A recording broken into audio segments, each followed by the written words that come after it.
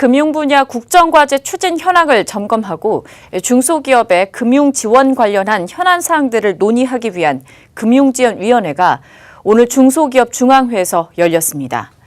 금융권은 저신용 중소기업의 대출과 소상공인 금융 지원을 강화하기로 했습니다. 취재기자 연결해서 자세한 내용들 들어보도록 하겠습니다. 이순영 기자.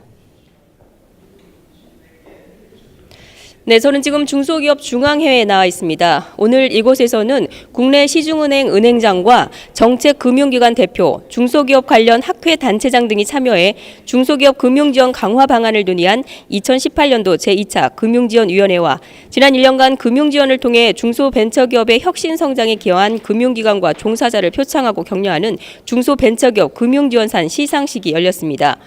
먼저 금융지원위원회는 정부와 시중은행, 정책금융기관과 중소벤처기업 단체, 학회가 모여서 기업 현장에 자금 회로를 공급하고 중소벤처기업의 수요와 눈높이에 맞는 금융지원 방안을 모색하는 자리인데요.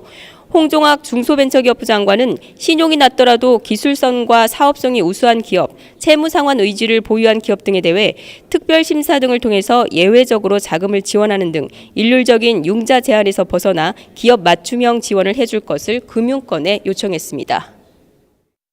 이 정부에서 아주 집중적으로 저희가 강조하고 있는 분야가 자금 조달에 어려움을 겪고 있는 저신용, 신용도는 좋지 않지만 그렇지만 우수 기술을 보유하고 있는 그 기술 기업에 대한 지원이 아직도 좀 부족하다는 얘기를 제가 현장에서 굉장히 많이 듣습니다. 금융기관의 입장에서는 기술 수준을 파악하기가 쉽지 않은 상황이고 그것도 시장 상황에 따라서 판단하기가 쉽지 않은 상황인데 현재에 주어진 통상적인 재무제표상의 분석을 통해서 보면 아무리 봐더라도 굉장히 안 좋은 저신용 기업이고요.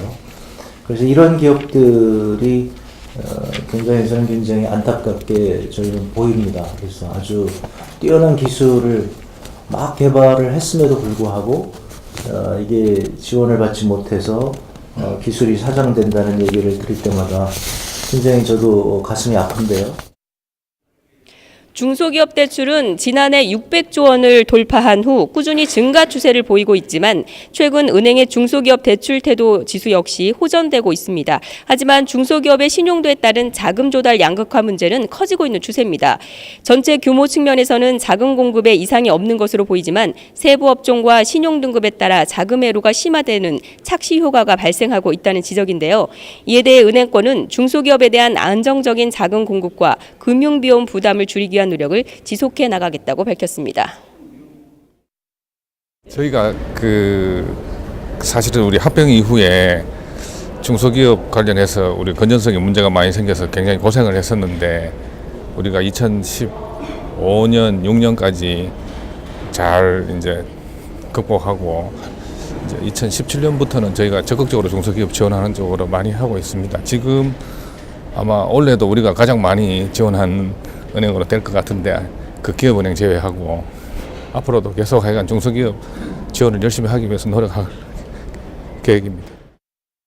하반기부터 특히 이제 그 중소기업에 대한 이렇게 KPI를 조정해서 굉장히 많이 했습니다. 앞으로 좀 계획. 앞으로도 그렇게 할 계획입니다. 아주 열심히 해야죠. 네.